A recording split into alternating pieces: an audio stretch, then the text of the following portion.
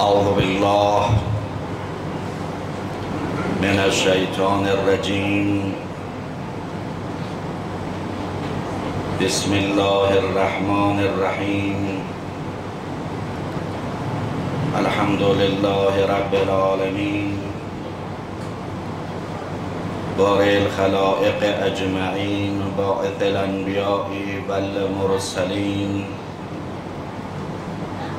حبيب إله العالمين سيدنا ونبينا أبي القاسم محمد صلى الله عليه وآله أجمعين، سيما بقية الله الأعظم في الأرضين، ولعنة الله على أعدائهم أجمعين إلى يوم الدين. قال الله تعالى في كتابه: يا أيها الذين آمنوا اتقوا الله وكونوا مع الصادقين. تقدیم به محضر نورانی آقا بقیة الله الاعظم امام الزمان، سلامتی و تعجیل در ظهور حضرت صلوات ختم فرمایید. یه به ارواح انبیاء، اولیاء الله، شهدا، مراجع گرانقدر حضرت امام رضوان الله علیه و مرجع محبوب ما حضرت آیت الله العظمی محقق کابلی رضوان الله علیه، همه حقداران، حضرات معصومین، آقا امام محمد باقر صلوات الله و سلام علیه صلوات ختم فرمایید.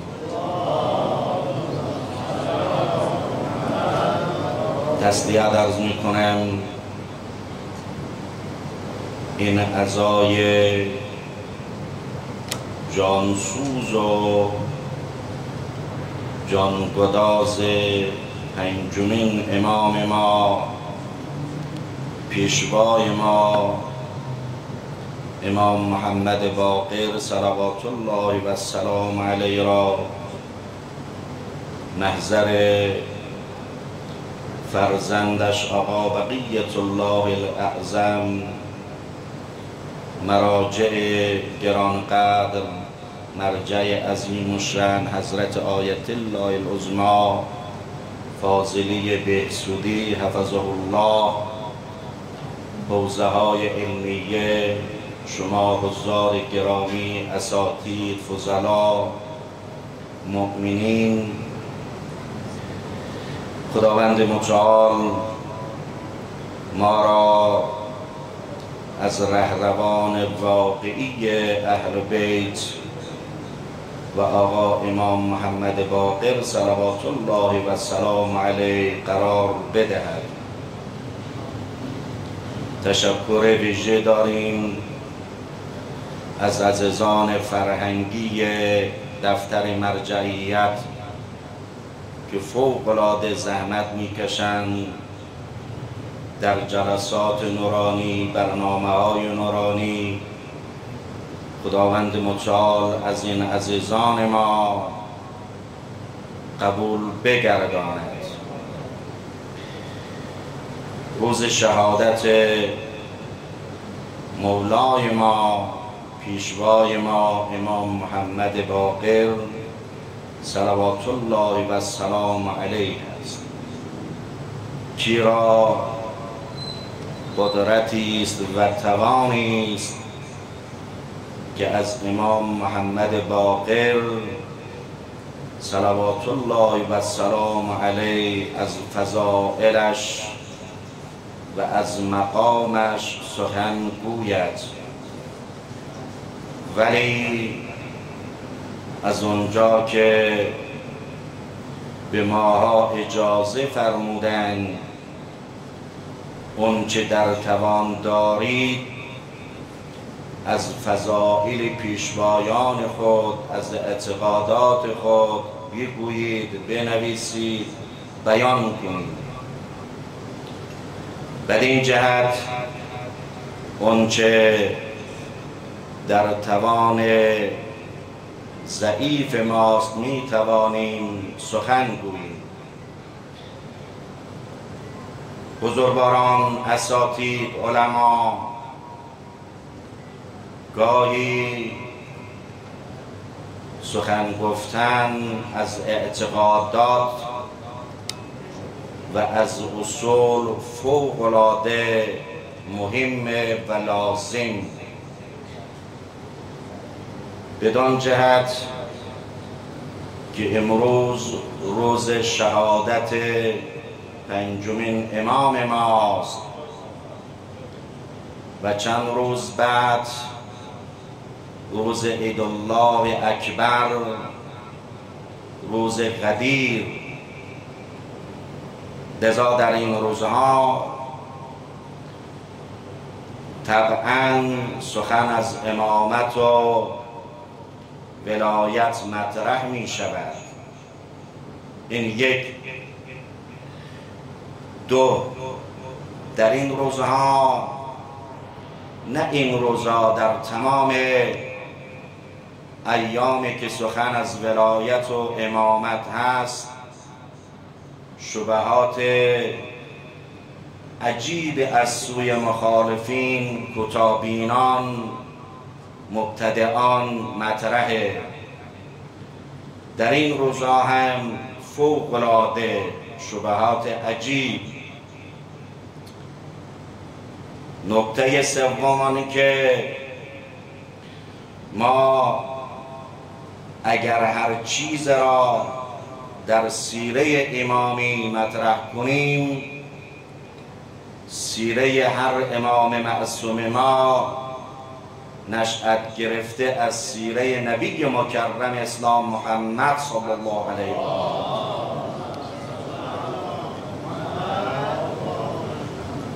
بدین جهت بنابر آن شد ولایت و امامت را در سیره امام محمد باقر صلوات الله و سلام علیه و همچنین نبی مکرم اسلام مطرح کنیم و مورد سخن قرار بدیم. در دو جهت. چون اگر فقط سیره امام معصوم را در نظر بگیریم، کوتاه‌بینان به اشکالاتشان، شبهاتشان ادامه خواهند داد. ولی اگر سخن از نبی مکرم اسلام آن هم مستدل مطرح شود، حداقل است در زبان آنها به وجود خواهد آمد. اما ولایت و امامت در سیره نورانی نبی مکرم اسلام و ما معتقدیم اون چرا که نبی مکرم اسلام عملا و قولا انجام داده است، بر اساس کلام الهی و دستور الهی است که فرمود و ما ینطق عن الهوی این هو الا وحی یوحی. اساس و پایه سیره نبی مکرم اسلام این است.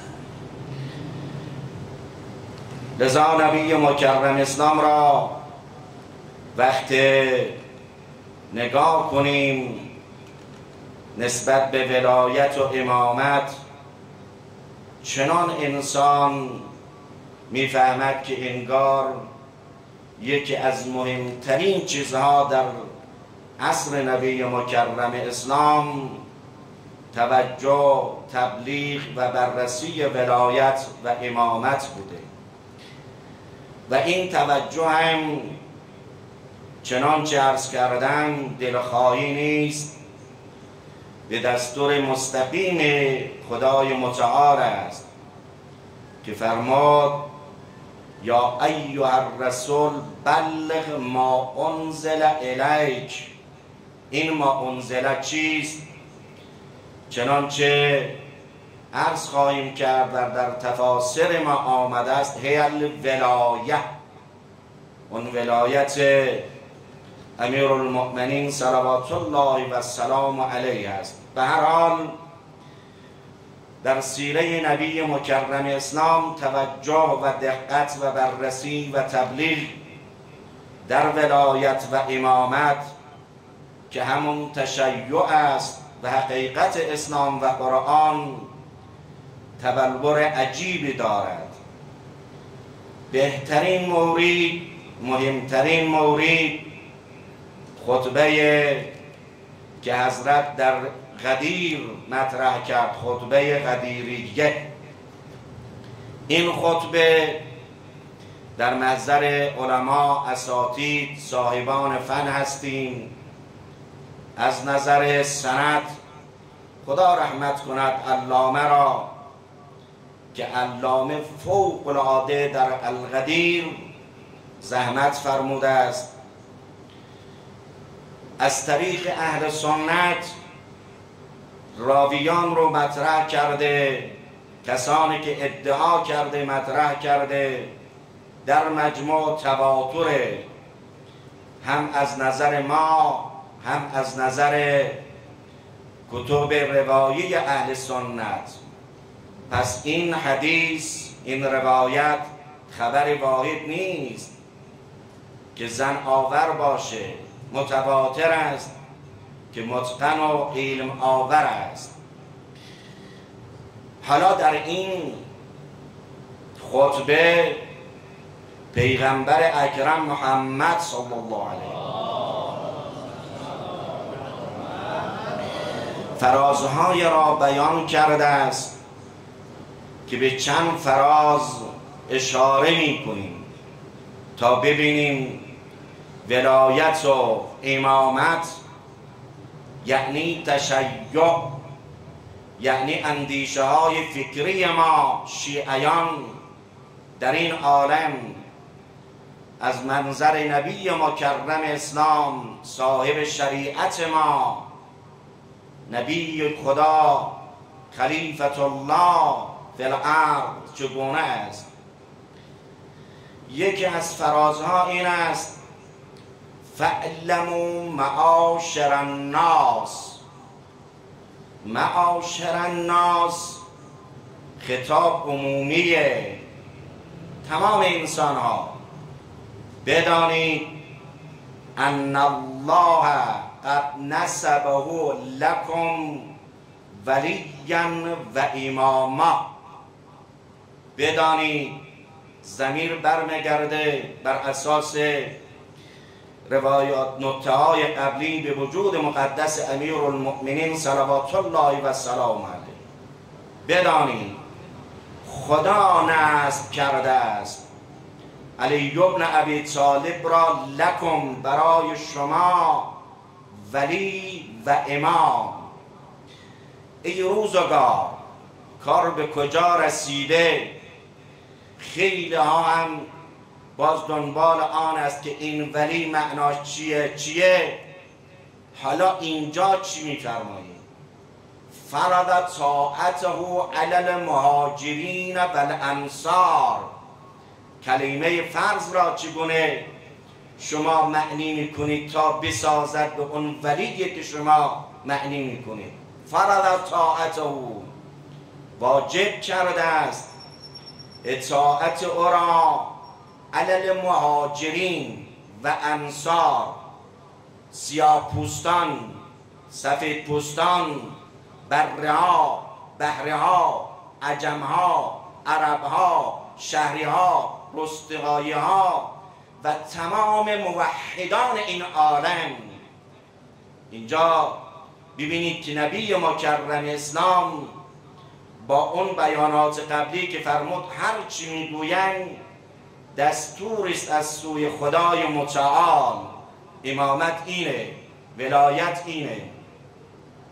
یک نکته بد نیست اشاره کنم شبهات عجیب نسبت به ولایت و امامت از قدیم الایام بوده، به خصوص در این چند روز و این روزها از سوی مخالفین، گاهی از سوی خودها، بعض مبتدعای حوزه‌نشین مطرح چسبیدن به کلمه لعن، گفتن این لعن باید برداشته شود برای این و این.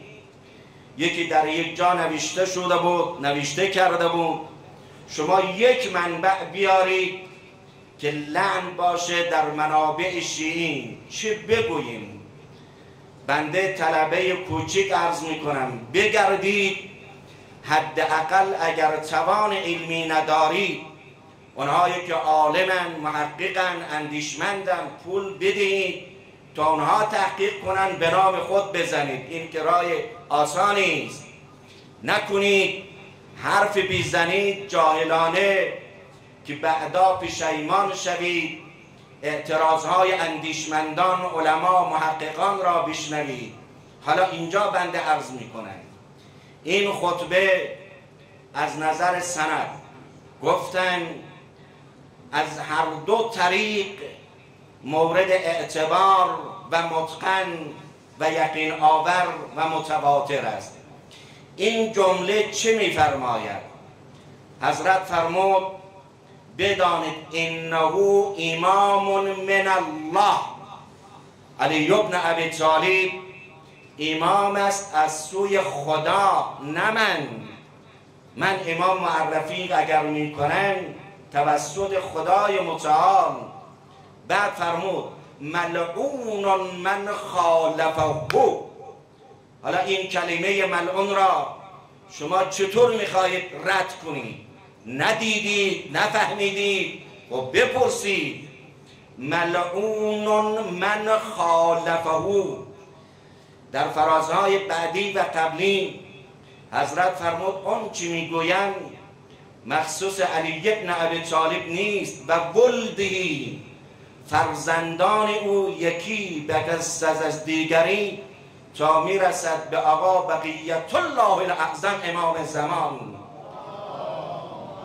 یعنی ملعون من خالف حسن و حسین و باقر و جعفر الی بقیت الله الاعظم امام زمان. این یک.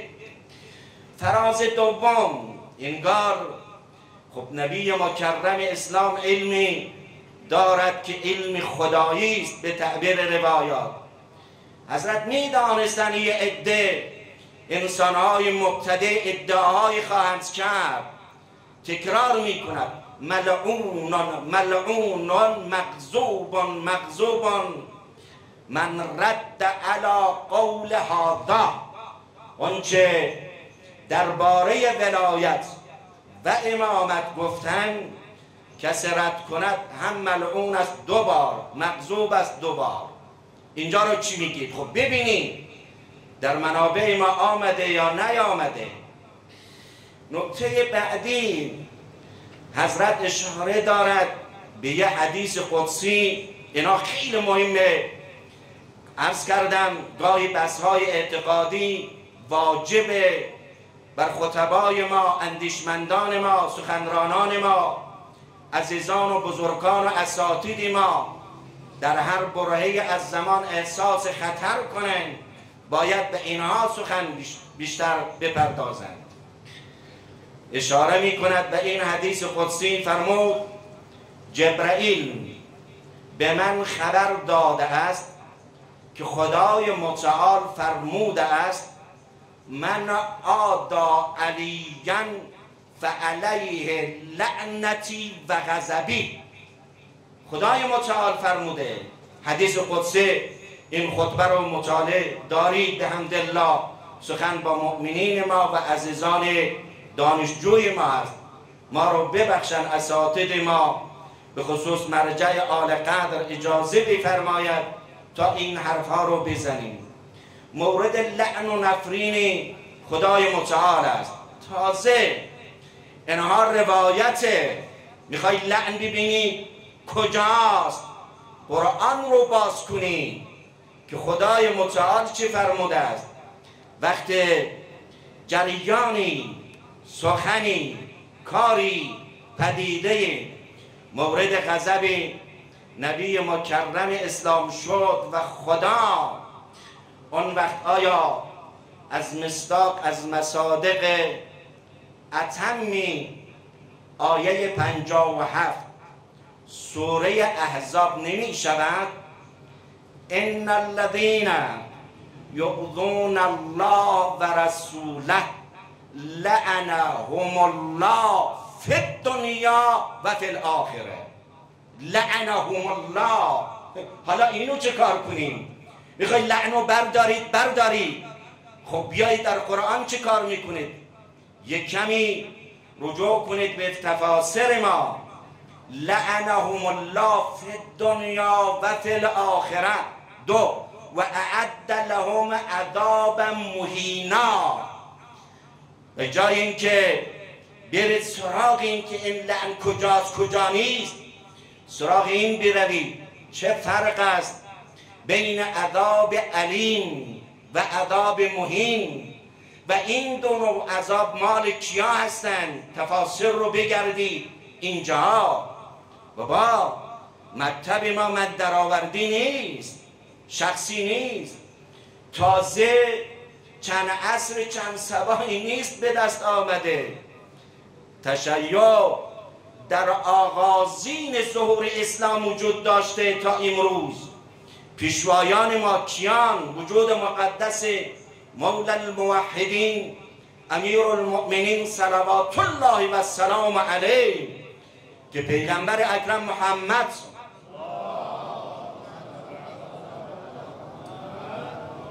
فرمود من شهرم علی دروازه علم.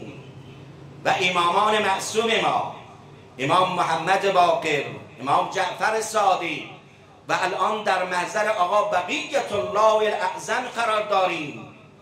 در این مسیر نگهبانان عجیب فقهای ما، علمای ما، اندیشمندان ما، محققین ما، علامه حلی، محقق علی، فخر المحققین، کلینی، برید تا کجا توسی، کسانی که مستقیما هماهنگ به آقا بقیت الله الاعظم بوده.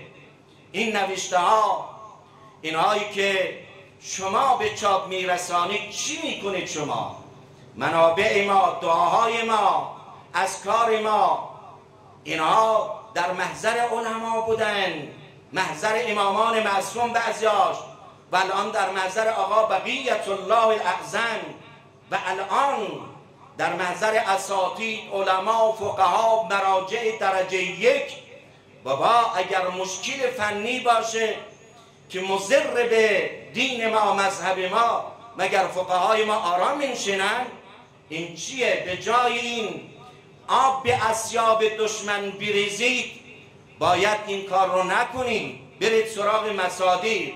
بابا الخمر و حرامون، نیایید شبهه ایجاد کنید. چرا خمر حرامه؟ خب ادلت الاربعه. خب این متقنه. به جای آن بر این که مطرح شوید، نامآور شوید، خب برید سراغ مصادیق. چی چیز خمر است؟ اگر این مایه رنگش تغییر شد چی کرد خمر هست نیست، اینجاها بحث کنید.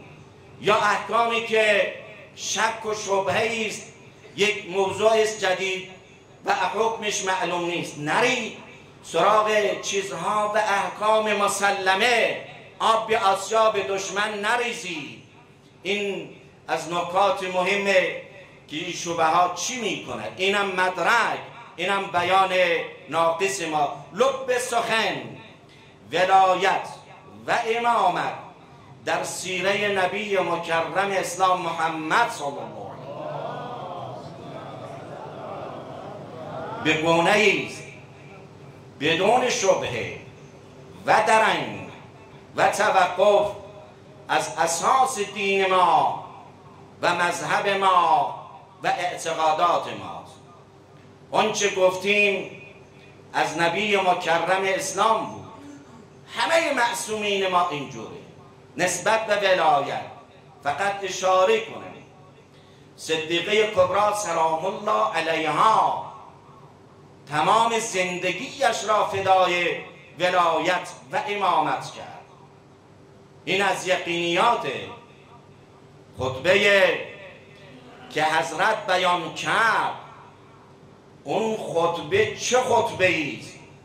در مسجد جامع مدینه که باز از نظر ما متواتر، از نظر اهل سنت مشهوره. در این خطبه هیچ که رد نکرده. شما چسبیدید به لعن، بیایید این جمله رو چی میکنید؟ دختر پیغمبر زهرای مرضیه، قلب رسول الله، پاره تن رسول الله، بضعة الرسول، خطاب کرد به پیروان سقیفه. فرمود شما میدانید چی کار کردید؟ چی کردید شما؟ و تستجیبون لهتاف الشیطان الغوی. خطبه رو نگاه کنید. فرمود شما اجابت کردید خواسته شیطان را، به سمت شیطان رفتی، دین رو رها کردی، رویش نبی مکرم اسلام رو رها کردی. خب اگر این سخن از کسی دیگر بود خیلی پایینش بلند در جانش رو میگرفتن، اما چون دختر پیغمبر بود در مسجد کار نکردن. سخن اینه وقتی صدیقه کبری سلام الله علیها میفرماید شما رفتید به سمت پیروی از شیطان، اون وقت مصداق می شود از قرآن که روز قیامت همه جمع همه آدم ها از اولین و آخرین. خطاب اینه بسم الله الرحمن الرحیم و امتازوا الیوم ایها المجرمون الم اعهد الیکم یا بنی آدم الا تعبدوا الشیطان انه لکم عدو مبین و ان اعبدون هذا صراط مستقیم. چرا به سمت شیطان رفتید؟ حالا که رفتید هذه جهنم التي کنتم توعدون.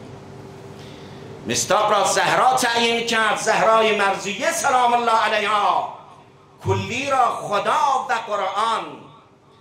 و این جهنم مال کیاست؟ به لعن گیر کردید اینجاها. مهم آن است.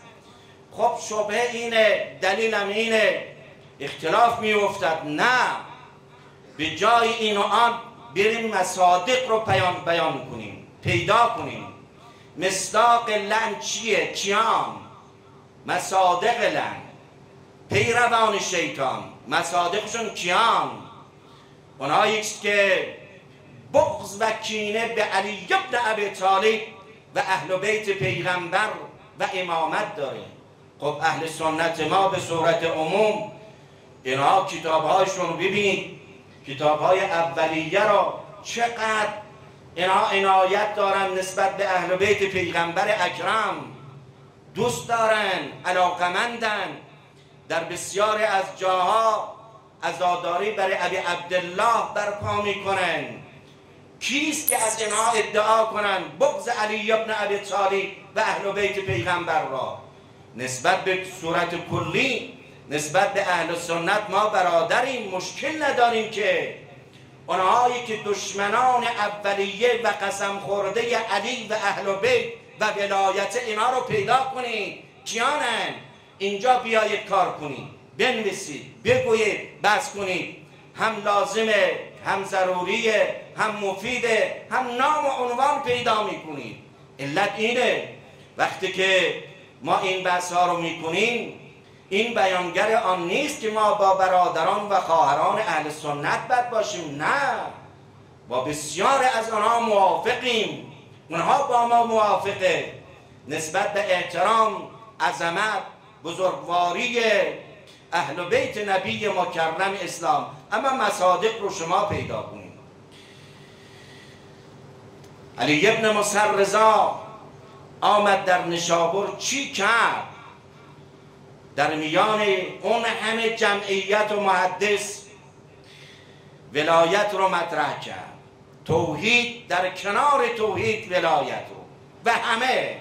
و اما امام محمد باقر بعد دوم سخنی بند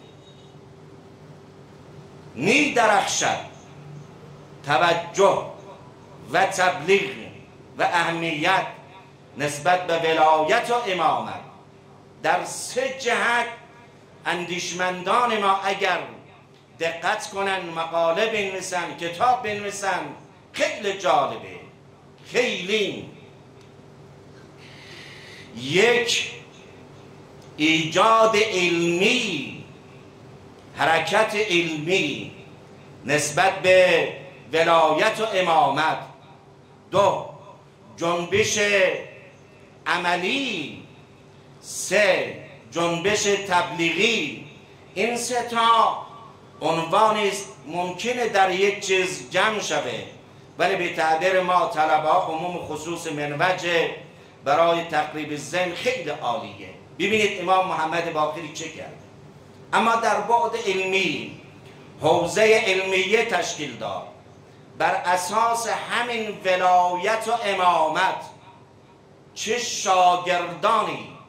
مرحوم شیخ طوسی رضوان الله علیه فرمود از 462 شاگرد که یکیش محمد ابن مسلمه 30,000 حدیث از امام محمد باقر نقل کرده و یکی دیگر رو هم بی جابر جعفی، ایشون 70,000 حدیث از این جور نفع افراد. حالا تفسیر، حدیث، کلام، اخلاق بر اساس ولایت علی بن ابی طالب صلوات الله و سلام علیه اینجوریه.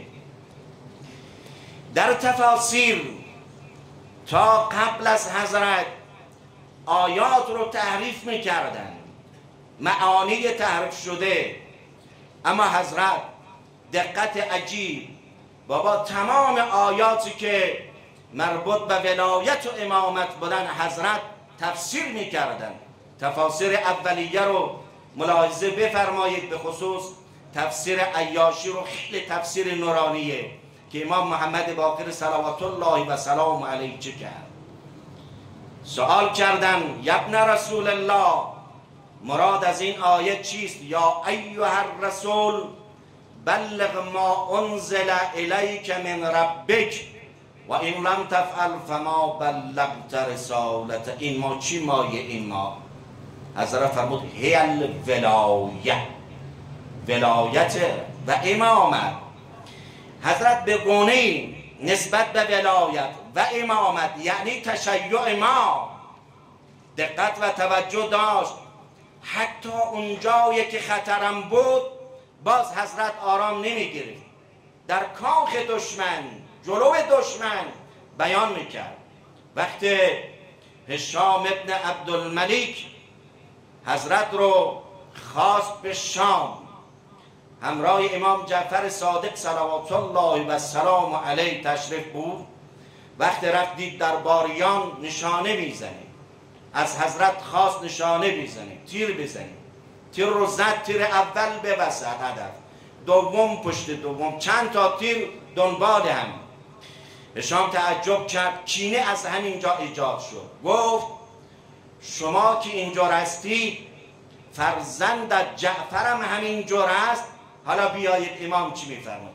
فرمود تمام همه ما کاملیم، این کمال و تمام به ما ارث رسیدن.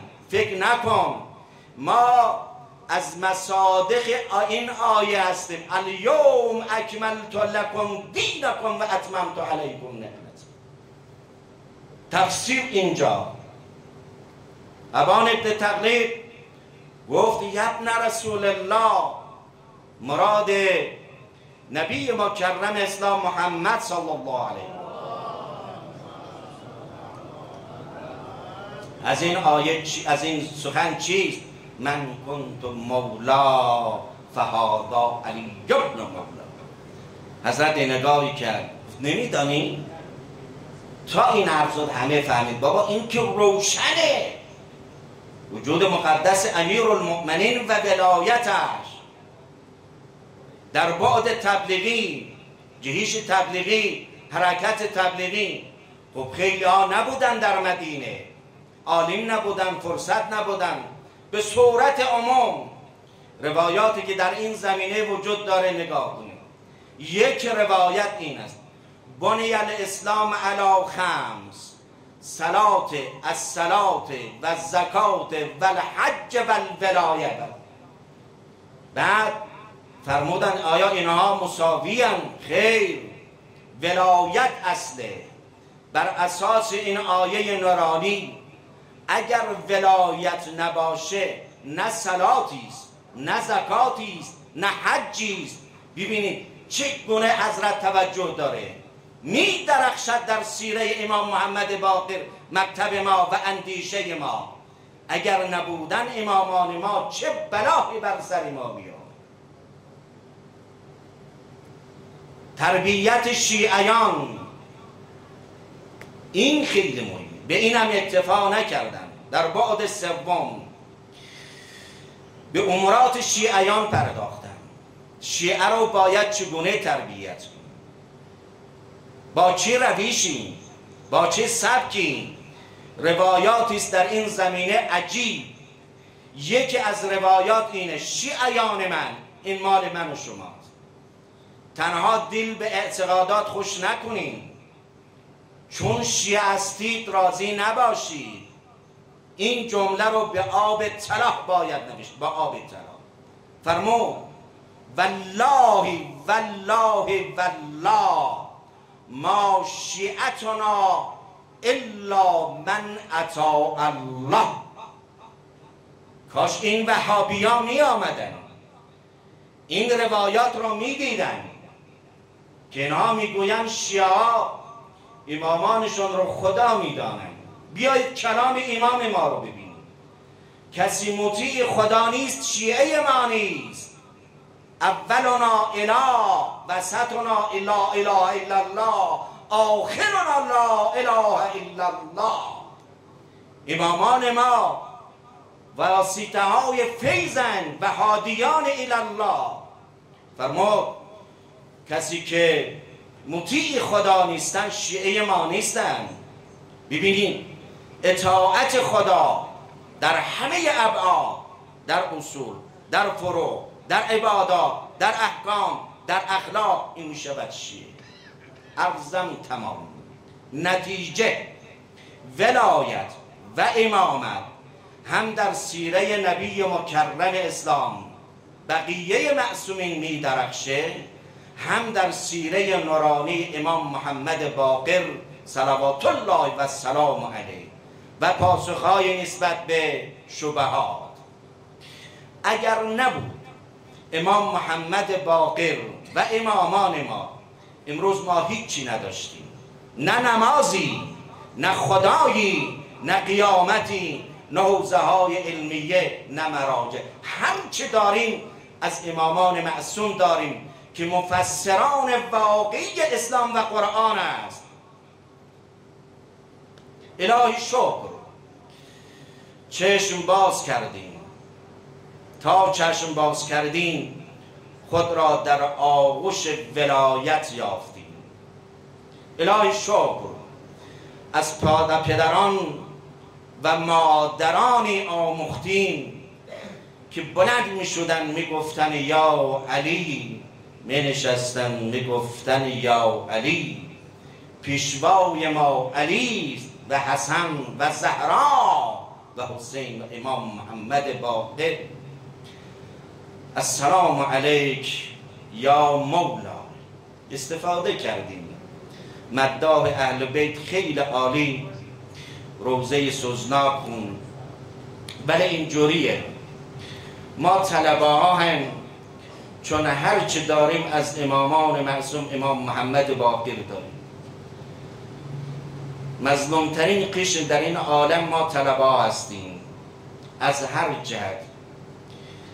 اگر امامان ما به ما عنایت نکنن ما بیچاره ایم.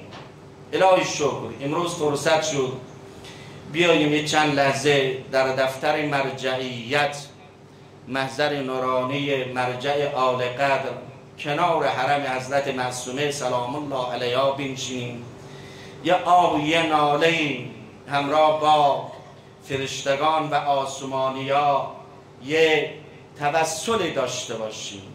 خیلی مظلومیت ها رو دیدن حضرت، خیلی، نه تنها در بزرگی نه در تنها اواخر اون اوایلی که طفل بود حضرت، بعضیا گفتن 4 سال، بعضیا گفتن 3 ساله بود در کاروان ابی عبدالله. کسی 4 سال دارد در کاروان ابی عبدالله تمام مظلومیت ها رو حضرت دیده، تمام ستم ها رو دیده.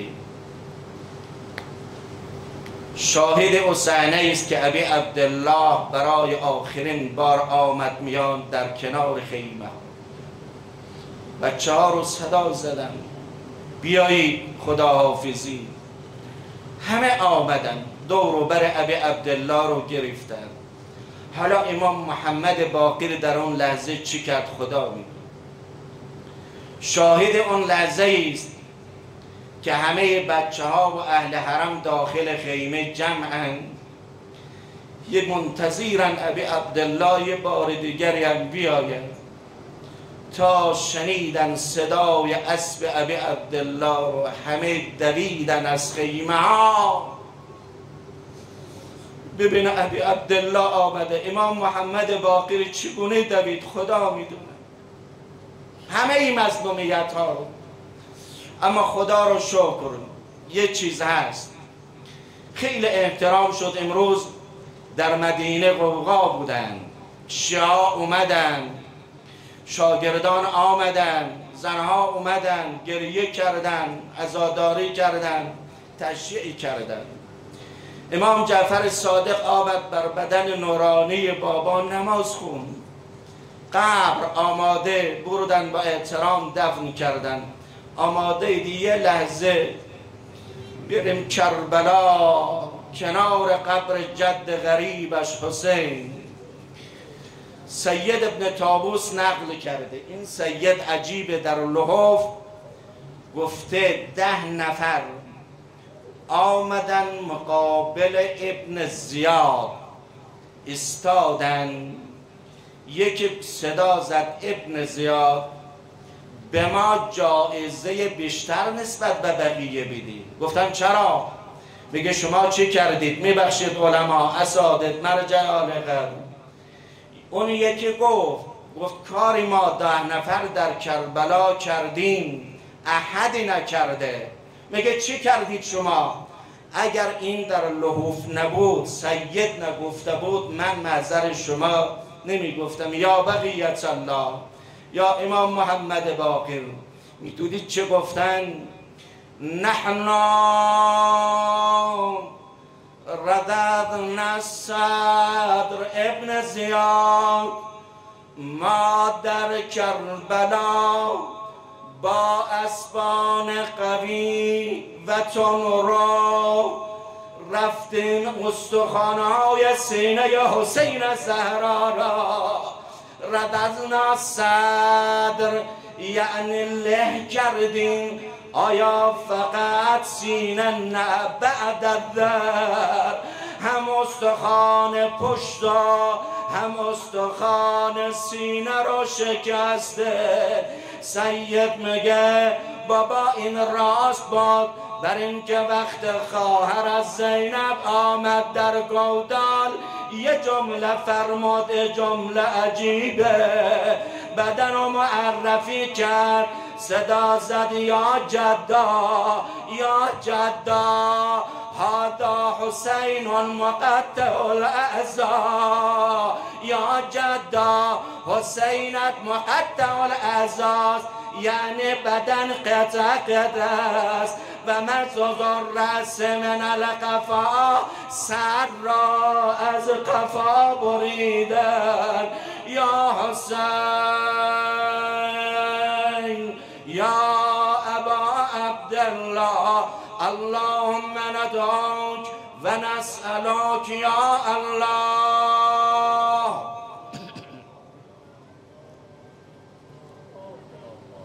یا الله آداب فرمایید. اللهم ندعوك و نسألك یا الله یا الله یا الله یا الله یا الله. خدایا ما را به حقیقت امروز آقا امام محمد باقر 14 معصوم مورد عنایتت قرار بده، در مسیر خودت قرار بده.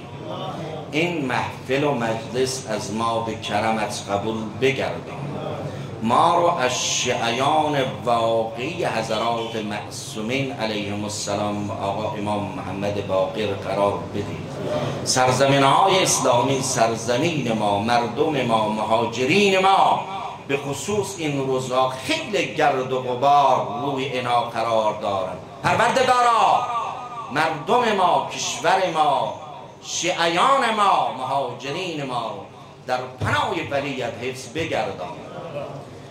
خدایا حوزه های علمیه، مراجع، مقام معظم رهبری حضرت آیت الله العظمی فاضله بیسودی در پناه ولیت حفظ بگردان. ما را از نوکران آقا بقیت الله الاعظم قرار بده، تعجل در ظهور مولای ما قرار بده. بالنبی و آل رحیم الله من قرأ الفاتحه مع الصلوات.